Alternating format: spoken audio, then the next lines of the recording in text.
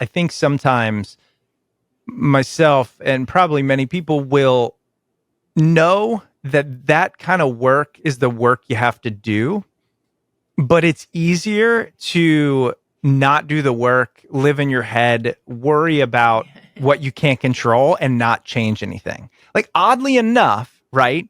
It's easier to suffer internally than to progress like externally on it. Yeah. Yeah, I mean, it is difficult. And I think there's like in the framework that I just mentioned, the S is for support, right?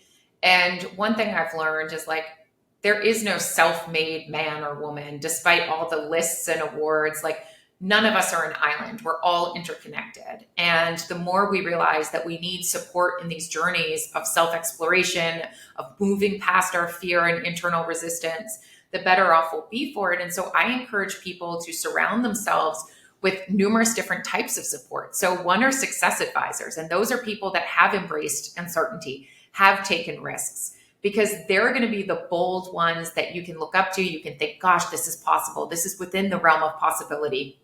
And they can also give you advice to also be closer to where those risks and amazing things happen. The other are stakeholders. So if you're going to make a bold move or embrace uncertainty, you have to engage, like whether it be your family or your boss, like whoever's going to be impacted by it. Like just think about those discussions. And then the last piece is really around your support group.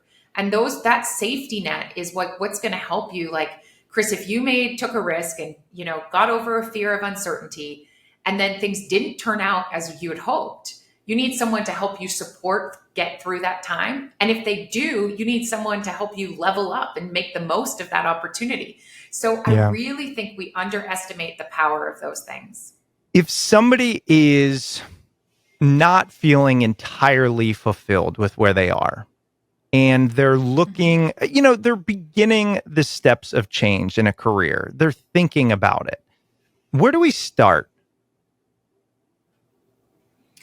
So I think one thing that holds people back from making bold moves and keeps them almost complacent in roles where they know that there's something more, but they're nervous about it. It's not just the fear of failure, it's the fear of uncertainty, which we've already kind of broken down. But it's also almost like an all or nothing mentality of extremes. Like I either will stay in this job or I will leave.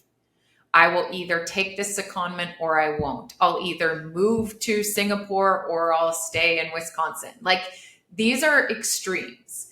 And the way that we can get past kind of fear of taking a risk or inaction and try to match kind of our aspirations and our actions more is by taking what I call kind of like micro acts of courage or creating experiments. So instead of saying, I am going to go up to my boss and try to change their flexibility policy because I want to work from anywhere, you could instead say, I wanted to propose, Chris, that over the next month, I work remotely Monday and Friday. And I'll do all of our team meetings in office Tuesday, Wednesday, Thursday, and ensure that we're still delivering on all of the things that matter to the company. I want to do this for a month and trial it, see how it goes. And at the end of the month, Chris, what if we touch base and we said, like, look at the metrics over the month? Like, is the team happy? Has our performance been consistent? Are clients happy? Whatever metrics that matter to you and me, we can decide. And then we can decide whether we continue this experiment or we abandon it or we refine it and enhance it and look at a different shift of schedule. But that experiment is so much easier to get your head around than I'm going to go negotiate for the company to change their flexibility policy.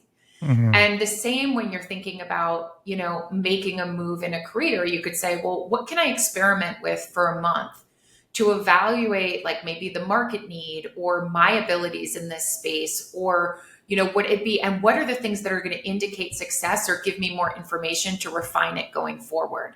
It's also a useful thing at home. Like we talk a lot about like division of house and childcare. That's something that most couples deal with irrespective of, dynamics and dual career or single career. And so how do you negotiate instead of being like, you know what, I want my husband to pick up our child every single day of the week and take him to school every single day of the week. Not really realistic. But if you said, I'd like to trial this for the next month. What if we split pickups this way and this way? These were and let's touch base at the end and see how we're doing with our work schedules and everything. A lot better than you need to do more. Can you do all of this? And so I think this process of what I call agile experimentation in work and life, like small scale experiments, is a really, really powerful way to get up the courage to take bolder moves eventually.